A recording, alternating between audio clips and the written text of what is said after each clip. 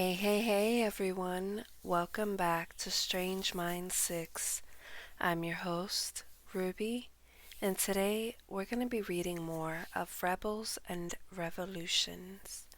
True Stories, Real Tales of Radical Change in America by Judy Cummings. And before we begin, please hit that like button and hit that subscribe button. It would mean a great deal to me if you joined our family and this community. But without further ado, my dear friends, let's get into it. Grab a snack, grab a drink, or sit back and relax. And let's get to it. Chapter 2: Make Us Free. The 53 Africans, 49 men, 3 girls, and 1 boy, looked like an unlikely group of rebels. The young and weak lay listlessly on the deck of the ship, desperate for shade from the harsh glare of the Caribbean sun. The stronger men were chained below deck, besides casks of beef and bolts of cloth. Most of the Africans were thin, and all were filthy. Some lay in their own waste as death hovered patiently just behind them. Bloody stripes decorated the backs of others, courtesy of the ship's temperamental captain and the 2 Cubans who had purchased the African slaves a few days earlier. These men did not fear a ragtag group of slaves. They should have.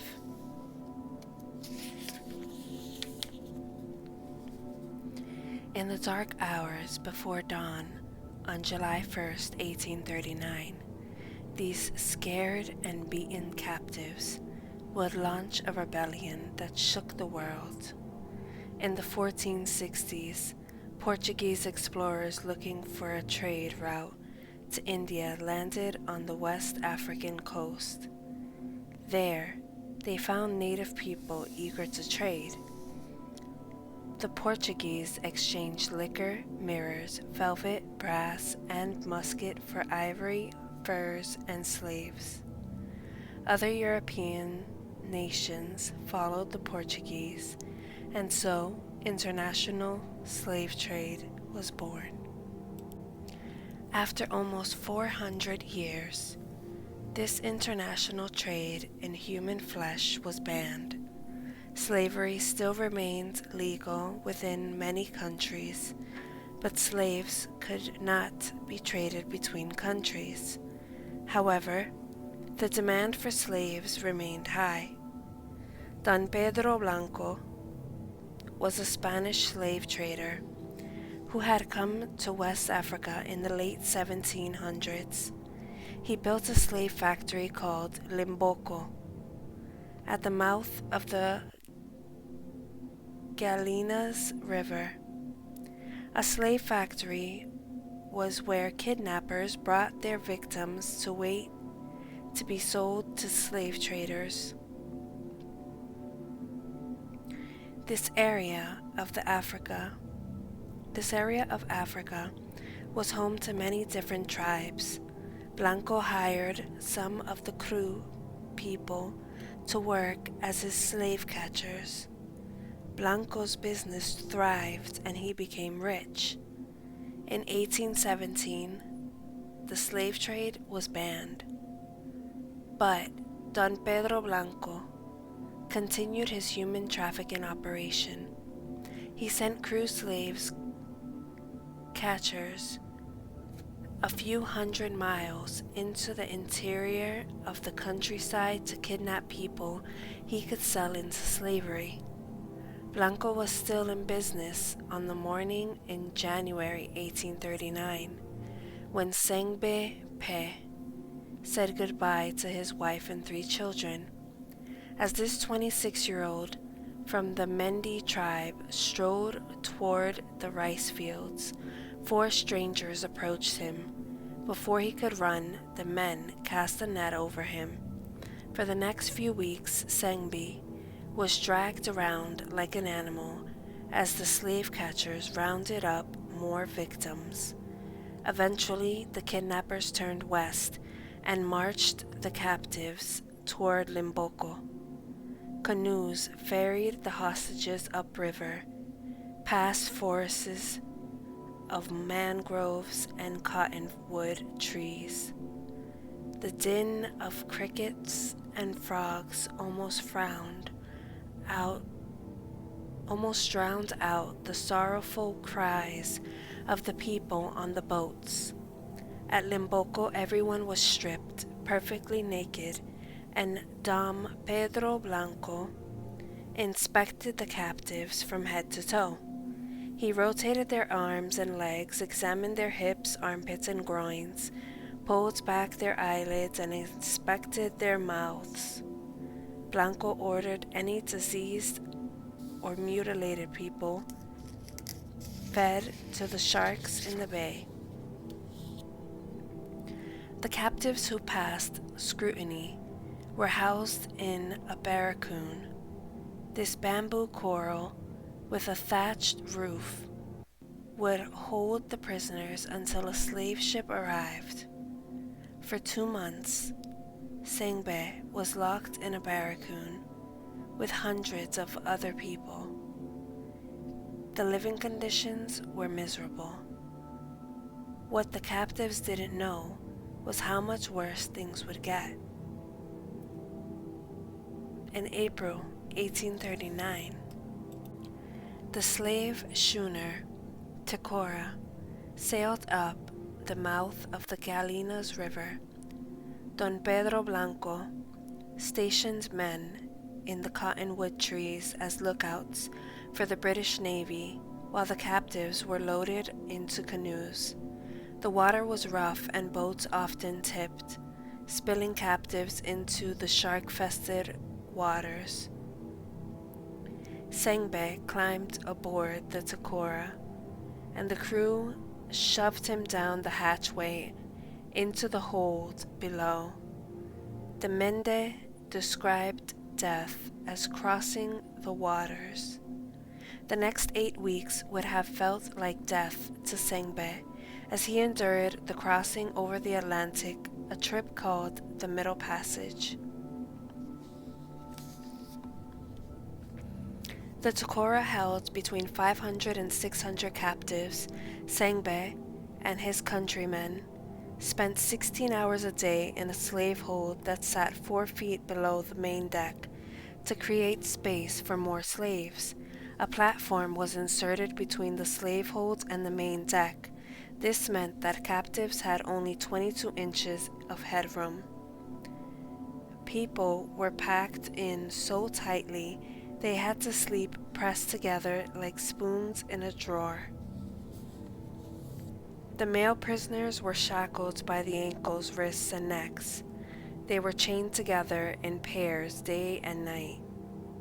When the men needed to go to the bathroom, the Africans had to use what were called necessary tubs.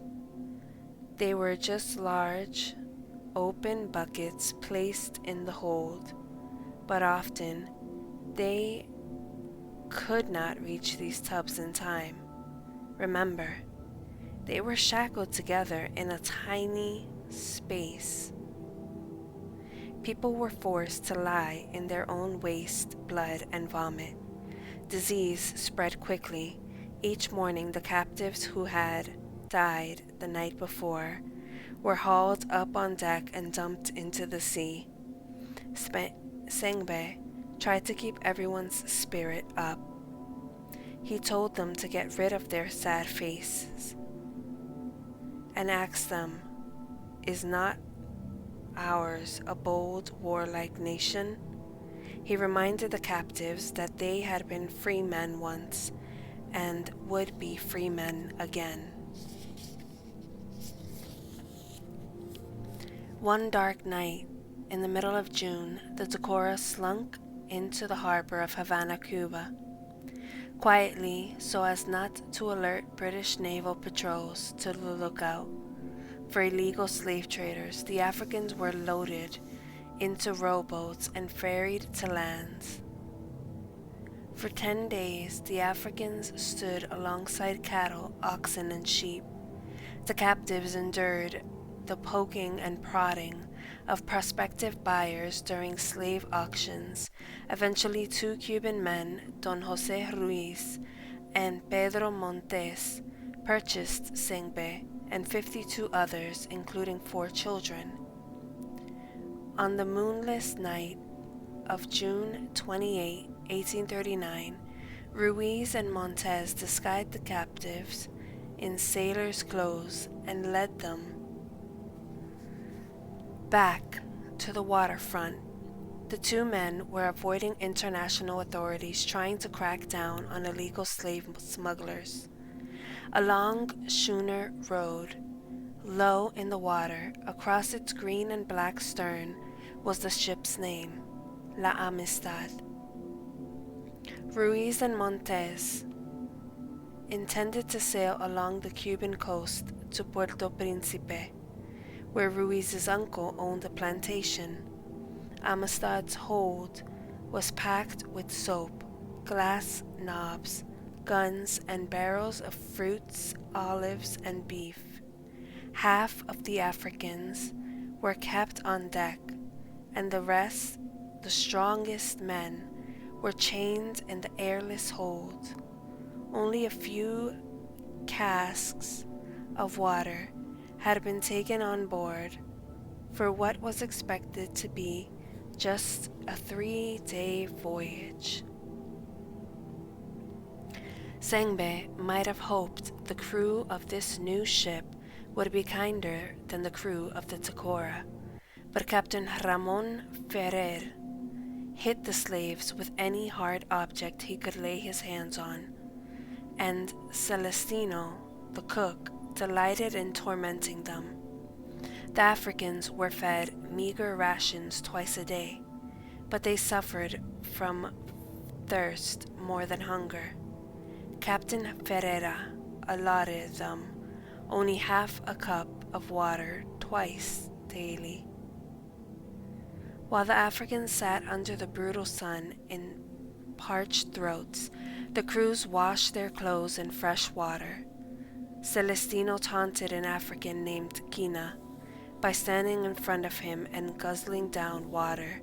When Kina and some others discovered a water cask in the hold, they drank from it. They were caught, and the captain whipped their backs. Adding to the cruelty, he rubbed a mixture of salt, rum, and gunpowder into their wounds. On June 30th, Celestino taunting went too far. He drew his butcher knife across his throat and then made a chopping motion for the knife and put his hand to his mouth. Celestino gestured to a barrel of salted beef. The Africans were convinced they would soon be slaughtered and eaten. Celestino probably assumed he was terrifying the Africans. He was in fact galvanizing them into action. The night was dark and cloudy. A storm blew up, and it began to rain. The sailors furled the seas. Eventually the rain stopped, and the crew fell asleep on the damp deck. In the hold below, no one was sleeping. Sengbe had found a loose nail on the Amistad's deck, and, hidden in his clothes, the men debating their next step. "That man makes my heart burn," said Grabrua, speaking of Celestino the cook. "No one ever conquered the Mende," said Lubos. "Who is for war?" asked another man. The verdict was one word: war. 2 of the men in the hold were skilled blacksmiths. Sengbe handed them the nail. In the airless, reeking hold, everyone watched the blacksmiths painstakingly picked the main padlock that held everyone's chains to their neck collars. One by one, their shackles fell off. The rebellion began before dawn. At 4 a.m., Sengbe slowly lifted the door to the hatchway. He climbed out first, followed by Fukurna, Moro, and Kimbo. The men crept past the other sleeping Africans, glancing around the deck. Sengbe picked up a belaying pin and handspike. His countrymen did likewise. They snuck toward Celestino, who lay sleeping in the ship's longboat, stored near the cabin. The 4 men raised their makeshift weapons over their heads and clubbed the cook to death. The only sound was the muted thud of wood on flesh and bone. It was enough to wake Captain Ferrer. "Attack them!" he cried. "They have killed the cook!" The crew reached for their weapons as the Africans lunged at them. The captain fought fiercely with a dagger and a club. The 2 sailors did not have time to load their muskets and fought with their bare hands. Montez sprang from his cabin, a knife in one hand and a pump handle in the other. The remainder of the captives poured out of the hatchway, armed with machetes they had found in a crate. Sengbe ordered them to attack the captain, who fell under their blows and did not rise again. Realizing they were hopelessly outnumbered, the 2 sailors threw a canoe overboard and leaped into the sea. Oh, sorry, you guys.